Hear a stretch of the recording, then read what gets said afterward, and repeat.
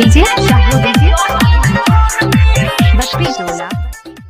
Hello दोस्तों, नमस्कार। Song writer रंगीला में आपका स्वागत है। दोस्तों, आज मैं आपके बीच super duper song, hit song लेकर आया हूँ, जो हमें आशा न पूरा विश्वास है कि आप लोग को बहुत अच्छा लगे तो प्लीज़ हमारे चैनल को लाल बटन दबाकर सब्सक्राइब कर दीजिए और साथ में बेल आइकन जरूर दबा लीजिए, ताकि हमारा कोई भी नई वीडियो आपके पास सबसे पहले और बिल्कुल मुफ्त में पहुंच जाए। दोस्तों, आपके बीच में एक ऐसे नए अंदाज में सॉन्ग लेकर आया हूँ।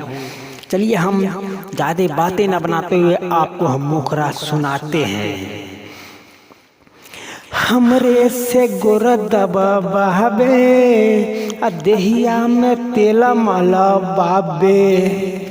ए सखी सुनी ना, हरे हमरे से गोरदबा बहबे देहिया में तेला माला बाबे।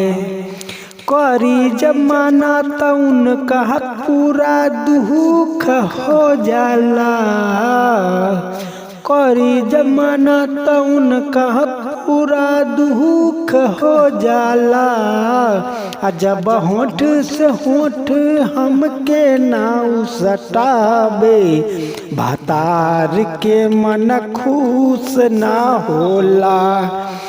जब होठ से होठ हमके नाउ सटाबे, मरद के मन खुश ना होला।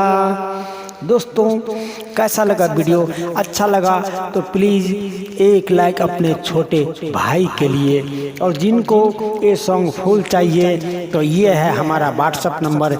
इस पे आप ओनली व्हाट्सअप करके और अपना ये सॉन्ग फ्री में ले सकते हैं। दोस्तों, आज का वीडियो